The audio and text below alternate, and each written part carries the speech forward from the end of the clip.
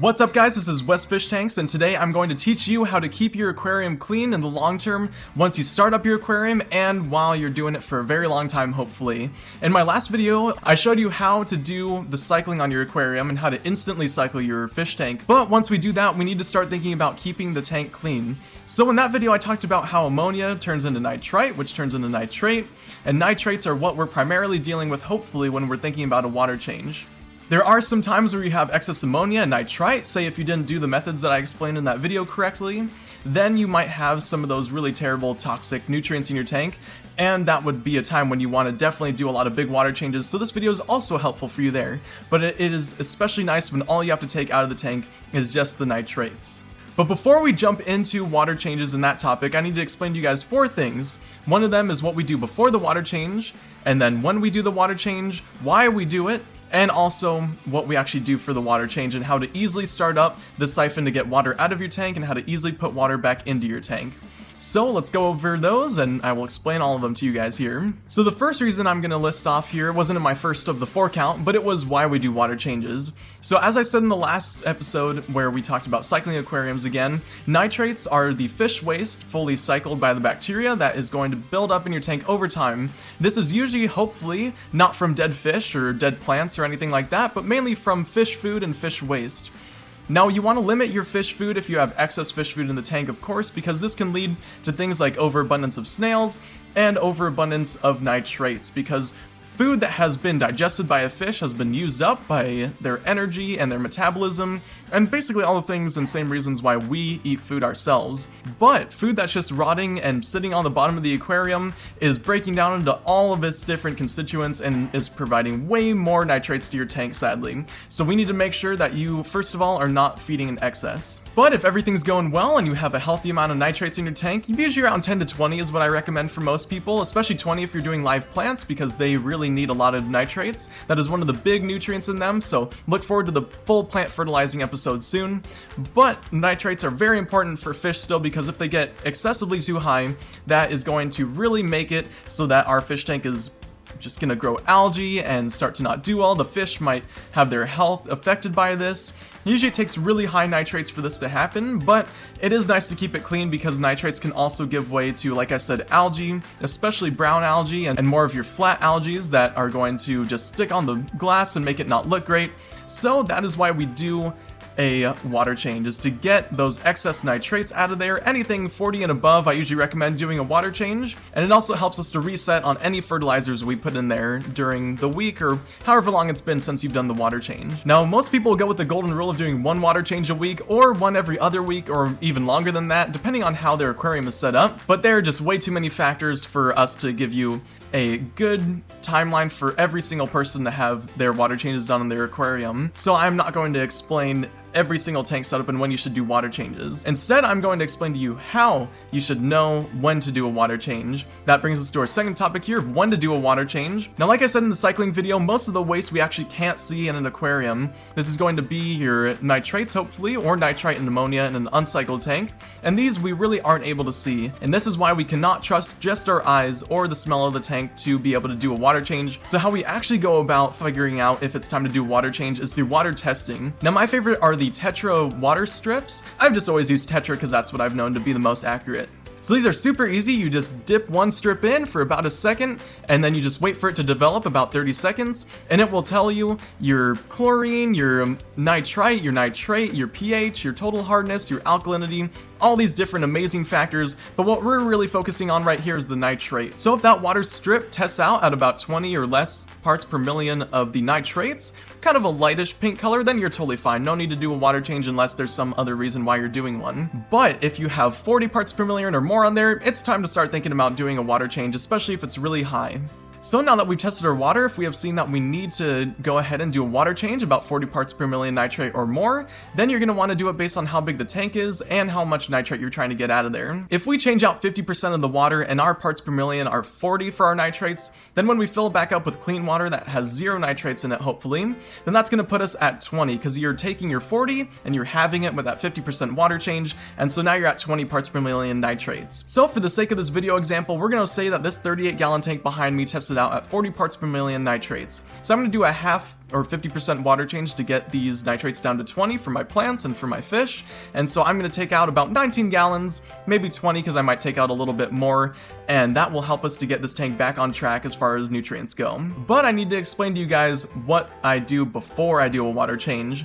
This is going to be things like taking a sponge or some sort of pad and wiping down the tank to get all the algae off the glass. So after the algae wipe, I usually go ahead and start trimming my plants if that's needed, and I will clean out my filters. Basically all the maintenance we want to do before we put clean water in there, because the last thing you want to do is clean your tank and then clean your filters after and have all this dirty water in there. Alright, so now that my algae is clean off my glass and I have removed any excess algae, say if I had hair algae, then I would just remove that, and my plants are trimmed and all ready to go, my filters are both cleaned, it is time to finally do a water change. So now I'm going to take my bucket and my little water siphon here, and I'm going to show you guys how to actually start up a siphon. Now some people will suck on the end of the siphon, and this is just not something that I recommend, because you do not want fish tank water in your mouth while you're trying to do a water change, because that's just going to make things much more frustrating and really taste bad. Trust me, I have taken in turtle water to my mouth before and it is not nice. Had to wash out with a lot of mouthwash after that. But instead, we're actually going to do an easy start to our siphon here. Make sure that the end of the hose is below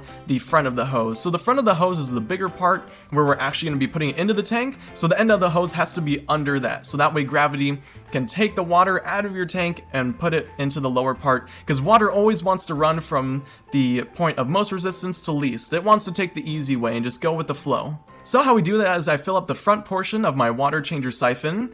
This is a little gravel vac attachment on the front, so I just fill that up with water all the way, and now I'm going to take it out of the tank and have my thumb ready to cap the end, because I'm going to get the water flowing through the tube here to fill the water in the tube up. So once the water gets to the end, make sure not to spill it out, but to put your thumb over it. If you stop a little bit short and there's some air in the end still, as long as it's not too much, it should be fine. So now we're going to refill the front of this container and put it back into our tank here and refill it with water. You can also put a little net or something around the front of your gravel siphon. That way you don't suck up shrimp or baby guppies like I have in my tank. I usually do this just because I like to leave it running a little bit while I'm doing something else. And just make sure you're not going to flood your house by doing this. Keep a good eye on it, because we forget that a tank is water changing way too easily, so do not trust yourself and keep checking on this. So my net is over the front, I am all ready to go. My thumb is still capped over the end of my water changing siphon. It is time to start my water change. Whenever I take my thumb off, as long as it's below the aquarium, water will start to pour out through the end of it. So I'm going to take my thumb off and let it go into the bucket here, and I have started my water change. So because this is a planted tank, I want a lot of nutrients in the gravel, so I'm not going to do a gravel siphon or a gravel vacuum. If I wanted to do that, I would just press my gravel siphon straight down into the gravel, kind of churn it up a little bit, make sure all the waste is coming out of there, and uneaten food and detritus and all that gunk that's in there. Make sure that you go ahead and just suck that out if you don't have a planted tank. But if you do, you don't have to do a gravel siphon around your plants, and if you're like me and have plants everywhere, this means you don't do any gravel siphoning. One of the many benefits of a planted aquarium. So let's go ahead and say that I am done with my water change now. I've taken out my 50%, my 19 gallons is out of my tank, and I've dumped the buckets down into a house plant or my garden. Or if you have way too much water, you can always pour it down into your lawn, or if you don't have a lawn, you can pour it into your bathtub. Just make sure that nothing's in it, like no snails, no baby guppies or baby shrimp, because the last thing we want is to introduce unnative population species to our native populations. Now I'm going to go ahead and fill up these buckets. I don't add anything first to the tank, I add it after, but you can add it first if you want. These would be things like water conditioner if you're using tap water, which in this scenario I am, because tap water is my favorite. It is very stable, it is very easy to treat. I don't have to have any sort of unit to hook it up to. If you do use any sort of distilled water or RODI water that has nothing in it and is just water, make sure you remineralize it so that way your fish aren't going to go from minerals to no minerals, because that's like us going from living on Earth to all of a sudden being 30,000 feet in the air and trying to breathe up there. It is very hard on their systems and can just really do detrimental harm to them. So make sure if you are using filtered water, then try to remineralize it first. But in my experience, it's just so much easier to use your normal tap water. Fish are very good at adapting to different parameters as long as it's done slowly. So if they came from a local place, then just make sure that you're matching their water as close as possible, but don't chase any parameters. This is how you get yourself into trouble. Never use things like pH down or pH up. This is going to change it way too fast. Just remineralize your water and you should be all good. If your water's soft or if you have hard water, you don't have to worry about this as long as your fish are used to hard water. Many people will say that things like betas need acidic water, but a lot of the fish nowadays are grown in Florida. If you're in the United States, and Florida has very hard water, so we don't need to worry about changing the water too much for our more acidic native water fish. Only if you have things like wild apistogramma or things that really need really acidic water, then you can start going more the RODI route and try and do remineralize it only a little bit and putting things like leaf litter in it to really get it acidic, but this is only for you advanced breeders out there that are crazy. Alright, so I have filled my tank back up with tap water, and now I'm going to take my Fritz Complete water conditioner. You can use the Aquarium water conditioner or the Maggitarium water conditioner, or any single water conditioner is almost always good. Siphon Prime is a really popular one. Any of these will do pretty much the same job. I just like this one because it has a pump head on it. So I put in 4 pumps because it's supposed to treat my whole tank. It did just rain here, so they put some extra chlorine in the water to flush out bacteria, so I just put in the 4 pumps just to make sure that my whole tank is free of chlorine. If you're using tap water, you definitely want to use a water conditioner. This takes out the heavy metals, the chlorine, especially the chloramine is big because I do have chloramine in my water in California. This is a very stable version of chlorine that does not gas out. So those of you who are more old school and didn't used to keep fish when California or other states added chloramine, you cannot just off-gas chloramine. Chloramine is very stable and takes months to get rid of in your water by natural methods, so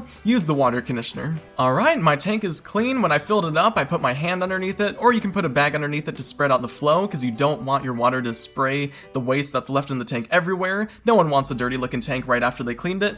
And now we have a good looking tank again. Put my water conditioner in. I'm going to go ahead and put some fertilizer in here for my plants because I took out a bunch of the fertilizer with my water change, and we are pretty much all set. Now you're going to want to wipe off the glass, and that is pretty much it. Our water change has been done, and your fish are going to really thank you for it, and your plants too. Helps to keep away algae and to keep the waste away, and that way you also get that good time with your tank. I really enjoy water changes because I get to spend some hands-on time with my tank. It's really rewarding to see the clean water afterwards. And one last thing I forgot to mention, when you're filling up the tank with the new water, make sure the temperature is very similar or even a little bit colder, but not too much different. Especially don't go warmer because fish really don't like being surprised with a hot jacuzzi all of a sudden. So make sure your water temperature is about as close to the same as you can get it. But anyway guys, that is about all that I have for you in this video for today. Thank you so much for watching. If you did enjoy it, please go ahead and like it and subscribe and ring the notification bell. That way you guys don't miss a single upload that I do every single Sunday. Or if you did not like the video, go ahead and dislike it and tell me why you didn't like it, and I would love to be able to work on that for the future. And just please leave a comment guys, it would be really fun to hear any of your questions on this, or if you have any other tips that I didn't say in this video, please go ahead and let me know because I would love to see what you guys have to say on this. Water changes are one of the most integral parts of the hobby, but also one that can sometimes feel like a chore, so knowing when to do one and why we do them is very important for being able to connect that to your total fish keeping experience. Please stay tuned for future videos as well if you guys want to share this out to anyone who needs help with water changes at all. Or if you want to stay tuned for my other videos and just go ahead and share this channel around for my projects such as some plant tanks I'm setting up and some breeding projects I'm going to start, go ahead and share this around to friends that you know that are into fish keeping or people that would just be interested or have questions. I would love for them to be a part of the channel here. And anyways, thank you so much again for watching. I really appreciate you guys and have a great week.